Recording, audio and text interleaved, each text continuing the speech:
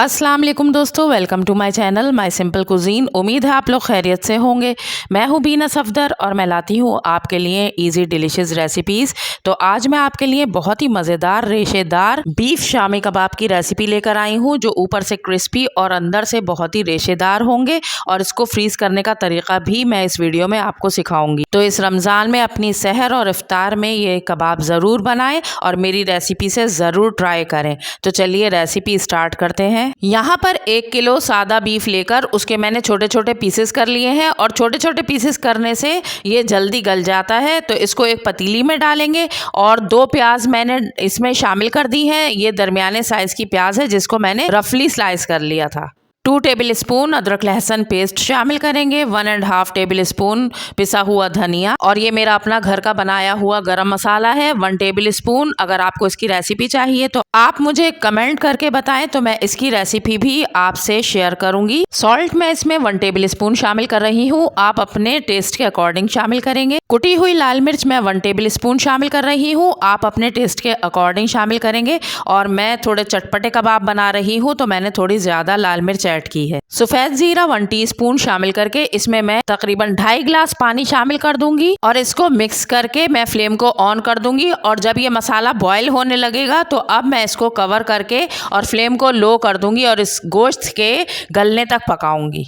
तकरीबन 35 मिनट्स के बाद मैंने इसको खोला है और गोश्त देखिए तो थोड़ा हार्ड है, अभी तकरीबन 80% तक गल चुका है। और जब इस स्टेज पर गोश्त होगा कि वो 80% तक गल जाए तो यहाँ पर मैंने इसमें चने की दाल ले ली है, जो तकरीबन 1 पाव दाल है। 1 किलो गोश्त में 1 पाव दाल का हिसाब होता है। इसको मैंने धोकर और इसको पानी में भिगो दिया था 2 घंटे के लिए।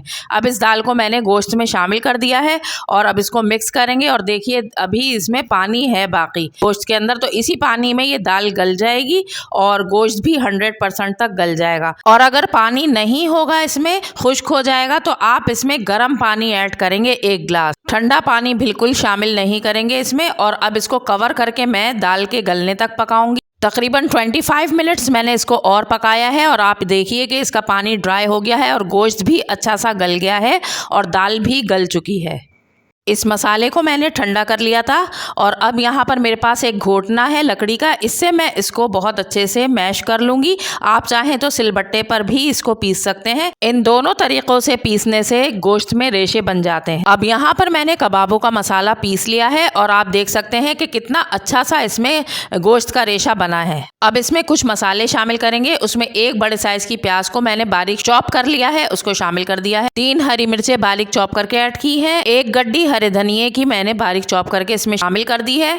हाफ बंच पुदीने का लेकर उसको काट कर शामिल कर देंगे। और यहाँ मेरे पास 1 अंडा है, इसको मैं इसमें तोड़कर शामिल कर दूंगी। अब इन सारे मसालों को साफ हाथों की मदद से मिक्स कर लेंगे। मसाला मिक्स करने के बाद इसकी हम टिक्कियां बना लेंगे और टिक्कियां बनाकर मैं उनको एक प्लेट में रखती जाऊंगी। अब यहाँ पर मैंने कबाब की टिक्कियां बना ली हैं और इस स्टेज पर जब हम ये टिक्कियां बना लेंगे तो इनको एक ट्रे में थोड़े थोड़े फासले पर रख देंगे और इनको कवर करके किसी भी चीज से या क्लिंग शीट से आप इनको कवर करेंगे और इनको फ्रीज करने के लिए रख देंगे। अब मैंने इनको ओवरनाइट फ्रीज करके निकाल लिया है।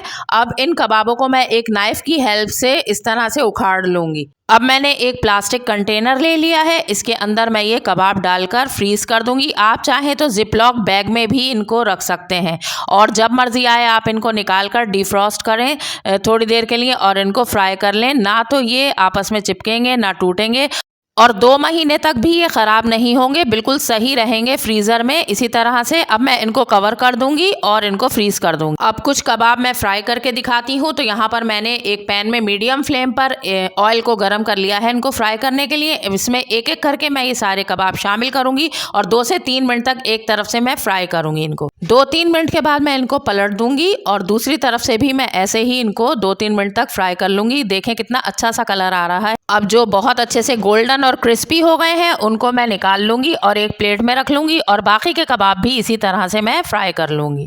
तो यहाँ पर कबाब तैयार हो गए हैं और अब मैं इनको तोड़ के दिखाती हूँ। देखें कितने ज़बरदस्त से रेशेदार ये कबाब बनकर तैयार हुए हैं। बहुत ही चटपटे और बहुत ही लजीज बनते हैं। और ये कबाब मैंने सर्व किए हैं ग्रीन हरे धनिया और पुदीने की चटनी के साथ और इसकी रेसिपी का लिंक डिस्क्रिप्शन बॉक्स में है। ये रेसिपी मैं आपसे पहले शेयर कर चुकी हूँ, ज़रूर देखिएगा। बहुत मज़े की ये चटनी चटनी इसके साथ लगती है। और अगर कबाब की रेसिपी पसंद आई है तो इसे एक लाइक दें और इसको ज़रूर अपनी इफ्तार और सहर में ट्राई करें, बहुत मज़े के बनते हैं। तो चलिए फिर मिलते हैं किसी और अच्छी सी रेसिपी के साथ। तब तक के लिए अपना ख्याल रखें, मुझे दुआओं में याद रखें। अल्लाह हाफिज़।